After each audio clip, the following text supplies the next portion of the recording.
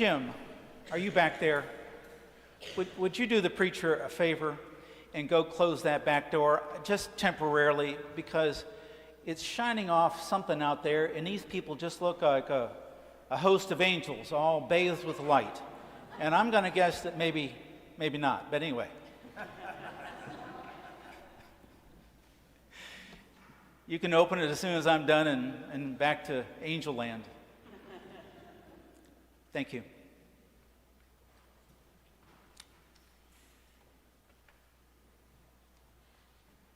I've been a priest for 40 years. And I can't begin to tell you what a joy it is, sometimes a heartbreak, always a privilege to be with you all. And I not only see you here, and it's not like you're not enough, but I always see all the other people I've been talking to all this time. And I see particular people at particular times in my life. As much as we are all different, amen? We share some similarities, and we have some of the same needs and desires. Deep down, there are a number of things that unite us all. I believe that all of us want some semblance of peace and acceptance and rest. I can remember an old guy in Rockland who'd served in the Canadian Navy and lost 2 ships, and he was bigger in life. He used to call me Padre. And when he really wanted to get my attention, he called me Padre. He came to see me one day and said, "I need your help, Padre." I said, "What do you need, George?" And he said, "Look, I know all about that rest and peace on the other side of the grave, but could Jesus not give me a little rest and peace on this side of the grave?"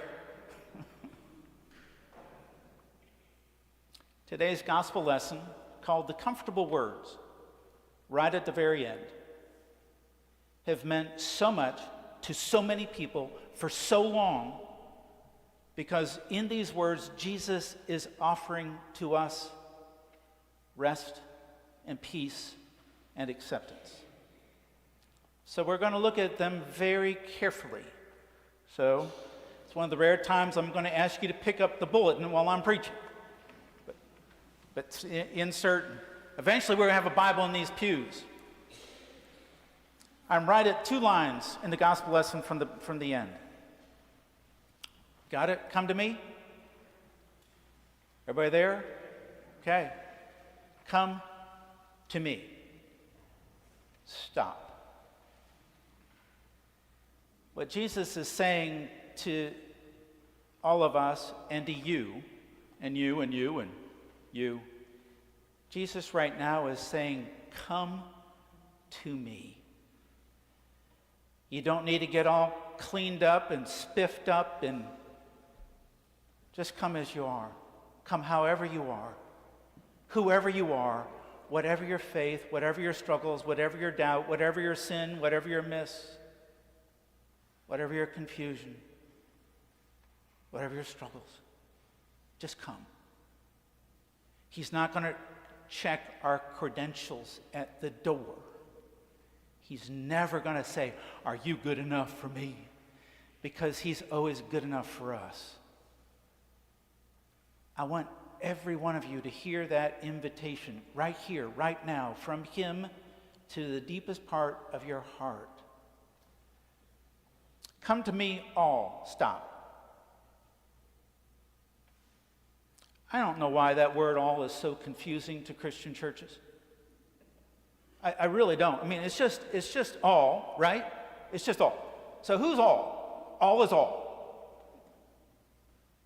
That means everybody. No exceptions. There's no front of the bus, back of the bus. There's no varsity. There's no JV. There's just all. Regardless of your color, regardless of how you love, regardless of what you've done or not done, regardless, he just wants us all. And when Christian churches don't do that, when they start putting lines, they're anti-Jesus. They're anti-Christ. Because Jesus is really clear from the beginning of his life until the end of his life, it's nothing but all. Which means, as we reflect Jesus in this place, it means everybody is welcome. All. Did I hear all back there from the choir? Miracles abound. All right.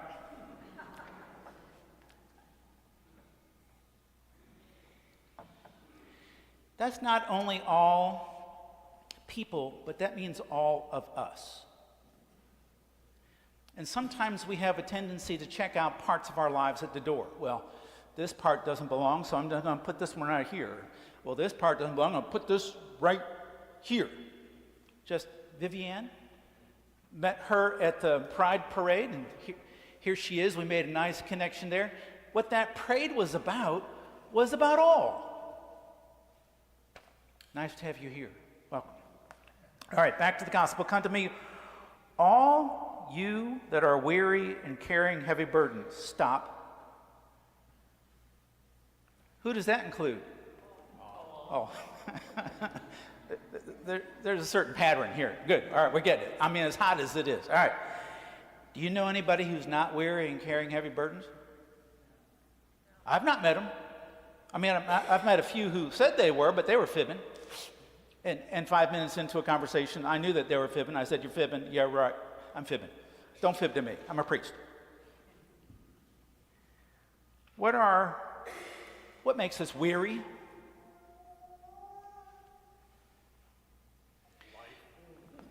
Life makes us weary. That's pretty all-inclusive. Next. All right. Work that's too hard? Or not enough work? People who are looking for work are working much harder sometimes than those who are working. Or work that is harming you. But work you have to stay at in order to support your family and those you love. So you stay in the work, but it wears you out. And Sunday afternoon, about 4 o'clock, you begin getting the dreads. Like, I got to go do that one more time. How about the political environment? That's not a statement either this side or this side. Don't go there. But just the whole political environment right now that's so divided, so ugly, and so mean. It's all mouths and no ears.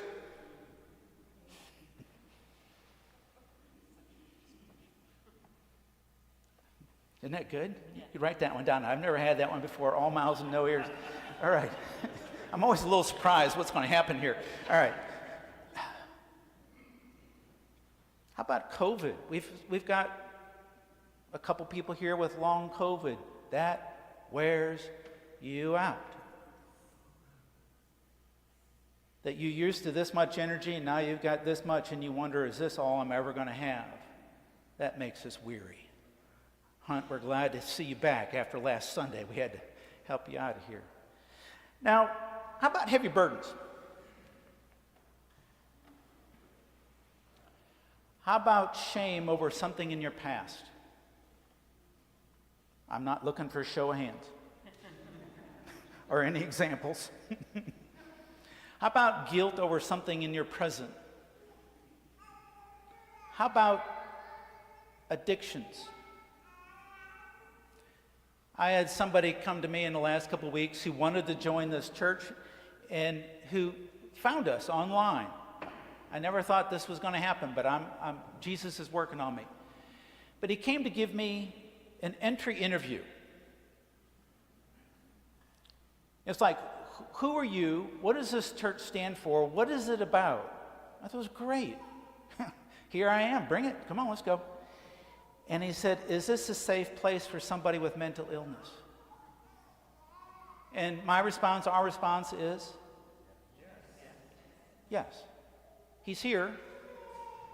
I'm not going to point him out. That'd be going too far. But just imagine for him right now what that yes means. He's finally found a place of safety and rest. Mental illness, physical illness. Illness is illness.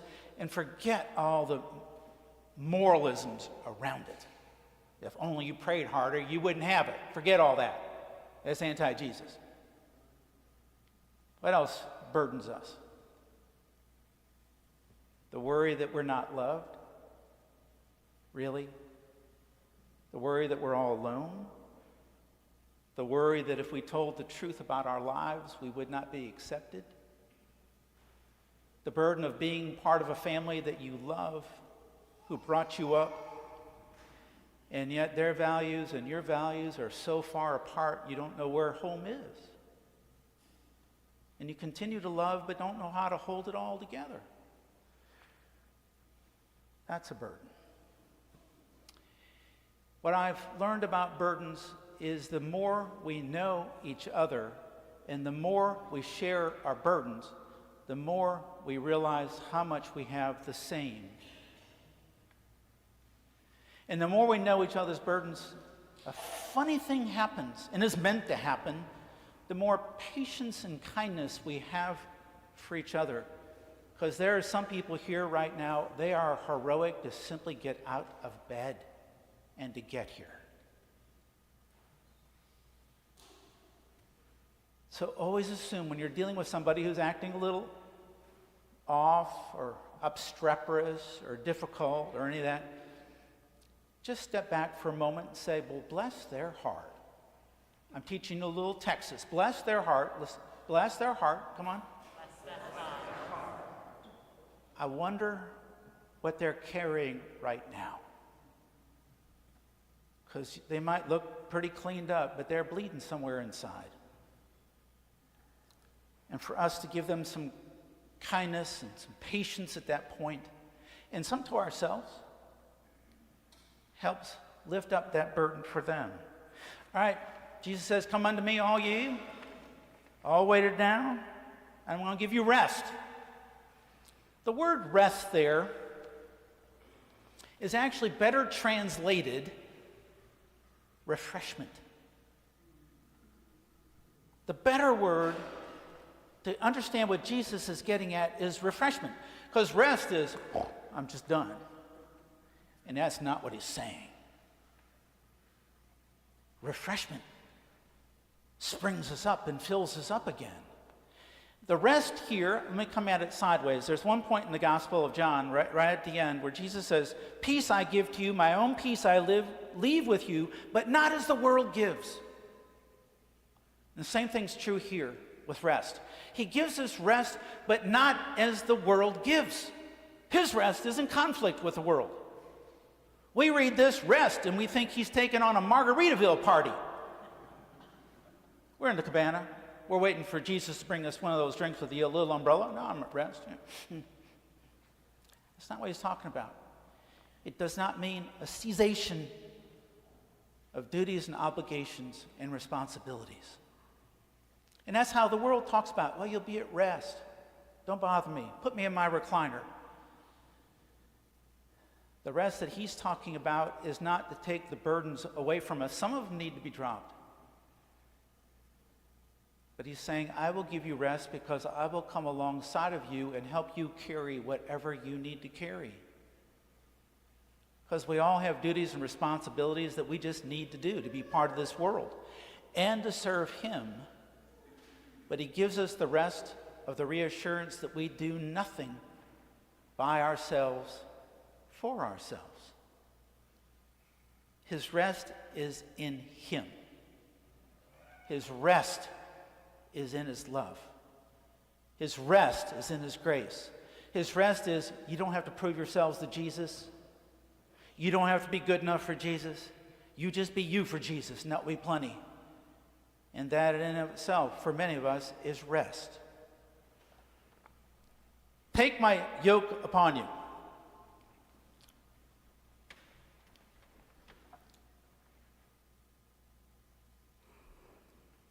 In order to get that rest, we need to take the yoke. I thought at one point this week, let me go find a yoke out there in the countryside. And I thought, man, you know what a yoke is? It's a wooden, it goes this way, and it's like two loops, and it means the ox Don't anybody personalize this. It means the ox carry the load and pull the load together. And very often, the way this worked is an older ox would be matched with a younger ox. A stronger ox would be matched with a weaker ox. And what Jesus is saying is, take my yoke upon you, and I will help you move forward in your life. I will help you to pull what you need to pull and push what you need to push. I will keep you on course. When we wear that yoke, it's not all on our shoulders. He carries the brunt of that always. And when we're about ready to get lost, he brings us back to where we need to be. And when we slip, he picks us up. He holds us before we fall. Even when we fall, he does pick us up. That's what it means to put on the yoke of Jesus. Now, let me make a distinction. There's a difference between coming to Jesus and putting on the yoke of Jesus. Some people assume that if they just come to church, they get Jesus. Wrong. I think we've all known people, they've come to church their whole life, and they don't have no intent or desire to get Jesus. Well, he's meddlesome. If we just come to Jesus, we can come and go, and it's kind of casual. We can pretty much keep life on our terms. We go visit Jesus now and again and get a little bit and kind of go on our way. If we do that, we won't get the rest that he offers. We can only get the rest if he offers if we put on the yoke, which means that we're shoulder to shoulder with him and hip to hip with him and heart to heart with him. He wants us that close, not just for our benefit, but also for his desire. Take my yoke upon me and learn from me. That's what it means to be a disciple. For I am gentle and humble of heart. If Jesus is gentle and humble of heart, that suggests that we might need to do that. And if we come to Jesus with our needs, with our concerns, with our worries, with our burdens, we will need to be gentle and humble of heart. And you will find rest for your souls. For my yoke is easy and my burden is light. A better word for easy there is the yoke is kind. And what that means is that Jesus has a yoke with your name on it. This is not a generic yoke. This is a personal yoke. It's got your name. And he's going to fit that yoke for your life, which is what carpenters and farmers once did. They fit the yoke to fit the ox. There's a yoke with your name on it, and he's your whole life whittling on it so it doesn't blister you or chafe you. Now, it might be a yoke that you need to grow into. But that yoke is there. Get settled in it, and I promise you that it is lined. It's lined with love. And it's lined with grace. And when you get settled into that yoke, your life changes. If that's what you desire, put on the yoke. So what are we to make of all this, these comfortable words?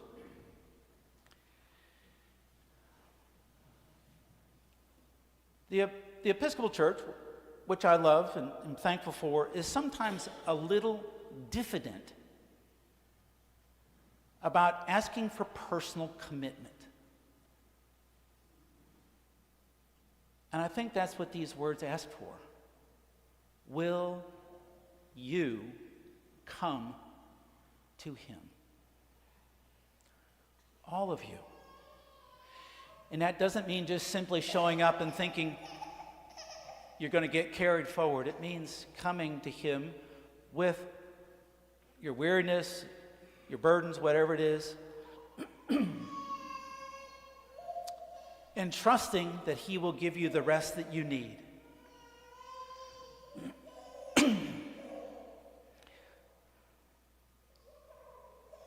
It's all good. We promise you. without being too personal.